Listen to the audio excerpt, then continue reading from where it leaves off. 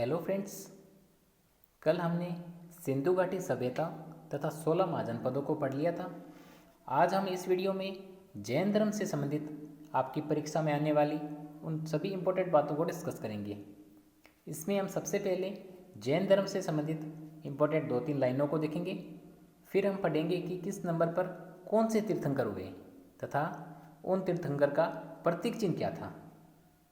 फिर आखिर में हम पार्श्वनाथ जी तथा महावीर स्वामी जी से संबंधित इम्पोर्टेंट बातों को डिस्कस करेंगे। ओके, वीडियो में अंत तक बने रहें, तभी आपको ये टॉपिक समझ में आएगा और आप इस टॉपिक से आने वाले प्रश्नों को सही कर पाओगे। ओके, वीडियो को शुरू करते हैं।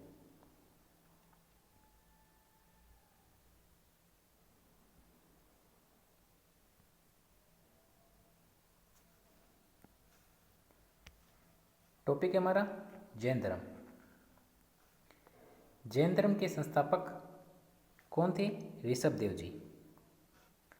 इन ऋषभ देव जी का दूसरा नाम आदिनाथ जी या केसरियानाथ जी।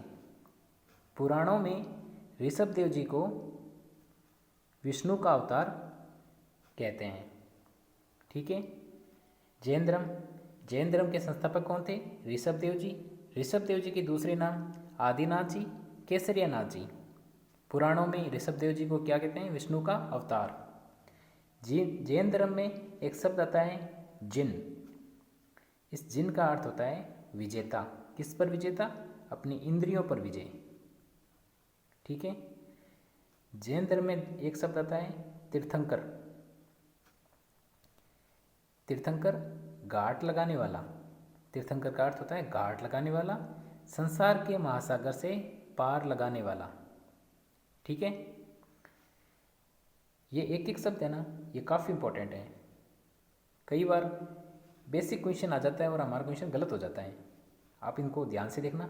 जैन धर्म के संस्थापक कौन थे? ऋषभ देव जी। इन ऋषभ देव जी के दूसरे नाम आदिनाथ जी, केसरियानाथ जी। पुराणों में ऋषभ देव जी को क्या कहते हैं? विष्णु का अवतार।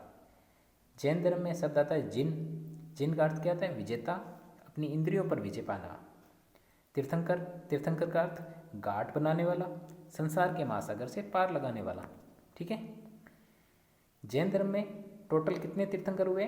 24।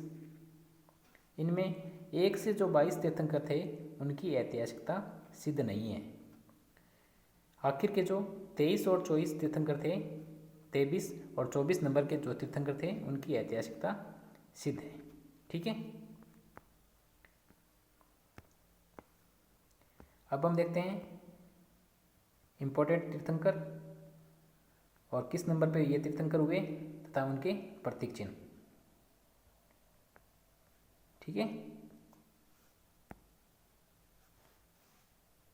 ये हो गए तीर्थंकर और ये इनका प्रतीक चिन्ह। इधर ये इनका क्रम दे रखा है। ठीक है।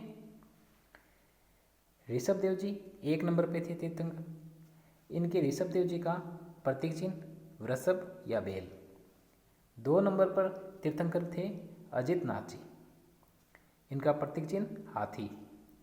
3 नंबर पर संभवनाथ जी। इनका प्रतीक चिन्ह अश्व। 4 नंबर पर तीर्थंकर अभिनंदन जी। इनका प्रतीक चिन्ह बंदर। 5 नंबर पर तीर्थंकर सुमतिनाथ जी। इनका प्रतीक चिन्ह क्रौंच या सारस।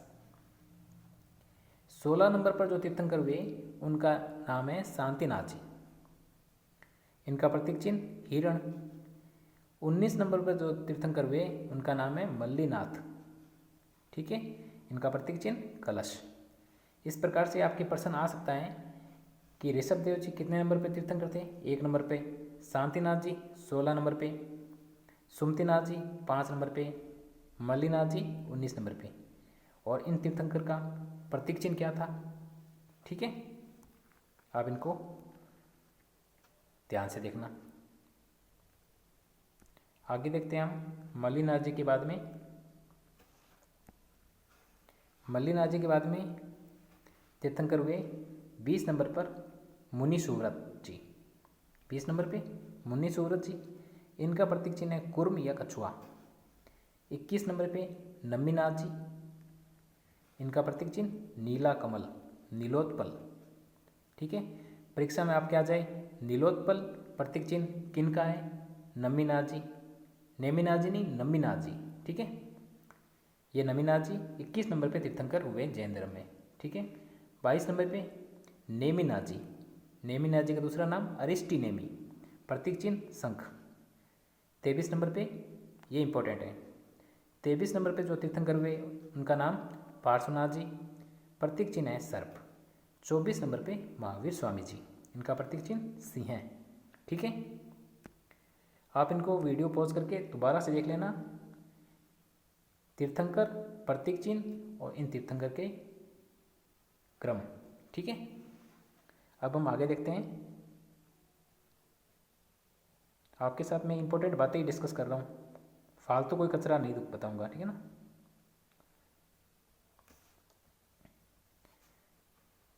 अब हम देखते हैं पार्श्वनाथ जी के बारे में। इनके पिता का नाम था अश्वसेन, जो कि एक काशी नरेश थे। माता वामा, पत्नी प्रभावती। पार्श्वनाथ जी को ज्ञान कहाँ पर प्राप्त हुआ? संवेद पर्वत पर, ठीक है। जैन धर्म में ज्ञान प्राप्त होने के शब्द हैं कैवल्य। पिछली बार फर्स्ट ग्रेड में एक प्रश्न आया था कैवल्य। कैवल्य जैन धर्म में से एक शब्द आता है, इसका अर्थ क्या होता है? ज्ञान प्राप्त होना, ठीक है। जब पार्श्वनाथ जी को केवल्य या ज्ञान की प्राप्ति हुई तब ये कहलाए निर्ग्रंथ और इनके अनुयायी निर्ग्रंथी, ठीक है। अब हम आगे देखते हैं।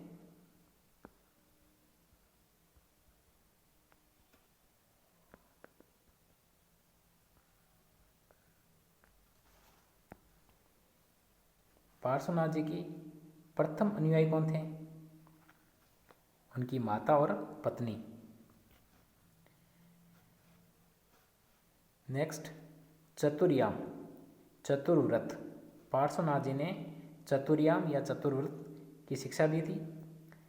इन चतुर्याम या चतुर्व्रत में कौन कौन से शब्द हैं? अहिंसा, सत्य, अस्त्य, अपरिग्रह, ठीक है। आप इनको दोबारा से देख लेना, एग्जाम में आपके क्वेश्चन आ जाए। जैन धर्म में पार्श्वनाथ जी ने जो चतुर्याम चतुर्व्रत की शिक्षा दी थी उनमें कौन कौन से शब्द हैं? अहिंसा, सत्य, अस्त्य, अपरिग्रह, ठीक है।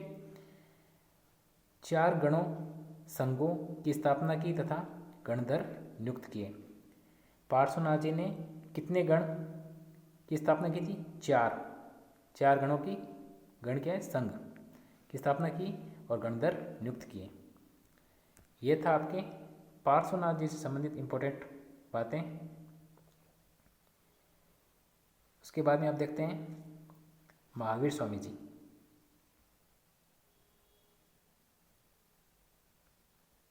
महावीर स्वामी जी, ये आपके महावीर स्वामी जी। इनका जन्म वैशाली के गुंडग्राम में कब हुआ? 540 बीसी में। जन्म पिता सिद्धार्थ पिता थे, वो क्या थे? वज्जी संघ के ज्ञातक गण के प्रधान थे। वज्जी संघ के ज्ञातक गण के प्रधान। माता त्रिशला विधेयता, माता का दूसरा नाम विधेयता, माता का नाम त्रिशला। ये त्रिशला कौन थे? लिच्छवी नरेश चेटक की बहन, लिच्छवी नरेश चेटक की बहन। आप सभी को पता ही है महावीर स्वामी जी, इनके बचपन का क्या नाम था? वर्धमान, बचपन का नाम। इनकी बहन थी सुदर्शना, भाई थे नंदीवर्धन। महावीर स्वामी जी की एक पुत्री हुई थी प्रियदर्शना, ठीक है, ये नाम याद रखना। महावीर स्वामी जी के बचपन का नाम वर्धमान, भाई का नाम नंदीवर्धन, बहन सुदर्शना। इन बहन की एक पुत्र हुआ था, उसका नाम था जमाली। आगे बताता हूँ ये इंपॉर्टेंट कैसे है। महावीर स्वामी जी, इनके बचपन का नाम वर्धमान, भाई का नाम नंदीवर्धन, बहन सुदर्शना। इन सुदर्शना के एक पुत्र हुआ, उसका नाम था जमाली, और इनकी जो पुत्री थी उसका नाम था प्रियदर्शना। आगे जाके इन्होंने जो एक ये भांजा इनका था ना जमाली, और इनकी पुत्री प्रियदर्शना, इन्होंने शादी कर ली थी। ठीक है, ये नाम आप याद रखना। आगे बात करते हैं।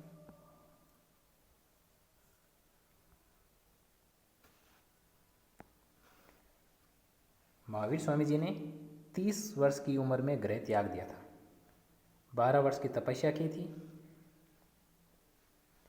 रिजु बालिका, इस रिजु बालिका का दूसरा नाम है अंशु बालिका, अंशु बालिया, रिजु बालिका या अंशु बालिया। नदी के तट पर जृंबिक गांव में साल वृक्ष के नीचे वैशाख शुक्ल त्रयोदशी को ज्ञान की प्राप्ति हुई थी। इन महावीर स्वामी जी को ज्ञान की प्राप्ति कब हुई थी? वैशाख शुक्ल त्रयोदशी को। कहाँ पर हुई थी? रिजु बालिका अंशु बालिया नदी के तट पर जंबिक ग्राम में साल वृक्ष के नीचे। ठीक है, जब इनको ज्ञान की प्राप्ति हुई उसके बाद, क्योंकि आपको बताया मैंने यहाँ पे कि इनके बचपन का नाम क्या था? वर्धमान था। जैसे ही इनको ज्ञान की प्राप्ति हुई उसके बाद में इनका नाम था, जब इनको ज्ञान की प्राप्ति हो गई थी उससे पहले बचपन का मैं क्या नाम था? वर्धमान था। जब इनको ज्ञान की प्राप्ति हुई उसके बाद, ज्ञान की प्राप्ति होने के बाद इनका नाम था जिन, महावीर, अहरत, पूज्य योगम और निर्ग्रंथ, बंधन रहित, केवलीन, अनंत ज्ञान युक्त। ठीक है, जब इनको ज्ञान की प्राप्ति हुई उसी के बाद में इनको महावीर कहा जाने लगा। ठीक है,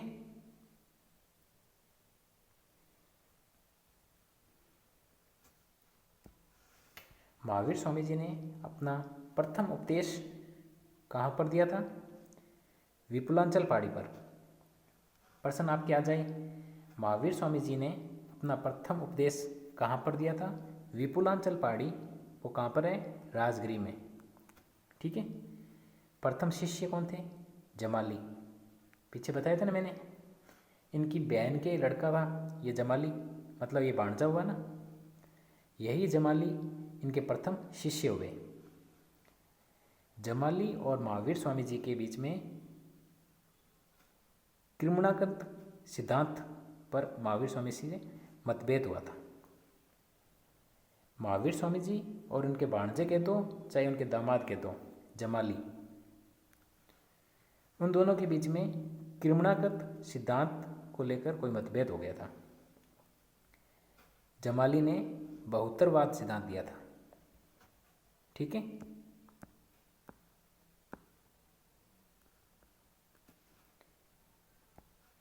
महावीर स्वामी जी ने 11 गणों की स्थापना की थी और पार्श्वनाथ जी ने 4 गणों की स्थापना की थी। महावीर स्वामी जी ने 5 महाव्रत दिए थे और पार्श्वनाथ जी ने 4। पार्श्वनाथ जी के जो 4 थे शिक्षा, उसमें क्या थी? अहिंसा, सत्य, अस्त्य, अपरिग्रह था। और महावीर स्वामी जी ने 1 बढ़ा दिया था, ब्रह्मचर्य। दोबारा से देख लेना आप, महावीर स्वामी जी ने 5 महाव्रत दिए थे, उसमें थे अहिंसा, सत्य, अस्त्य, अपरिग्रह, ब्रह्मचर्य। ठीक है, और जो पार्श्वनाथ जी ने कितने गणों की स्थापना की थी? 4, और 4 ही शिक्षा दी थी, अहिंसा, सत्य, अस्त्य, अपरिग्रह। महावीर स्वामी जी ने 1 बढ़ाया था, उसका नाम था ब्रह्मचर्य।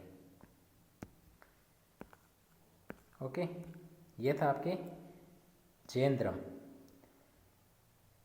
मुझे तो ये लग रहा है कि यहीं से एक प्रश्न आ जाएगा, इससे ज़्यादा आप क्या ही पढ़ोगे बताओ। बाकी ज़्यादा पढ़ने से कोई ज़्यादा याद तो ऐसे रहना नहीं है। एग्ज़ाम में आपके प्रेशर इतना होगा, इतना पढ़ लेना, प्रश्न यहीं से आ जाएगा। फालतू टेंशन तो लेनी है नहीं। ठीक है, धन्यवाद दोस्तों।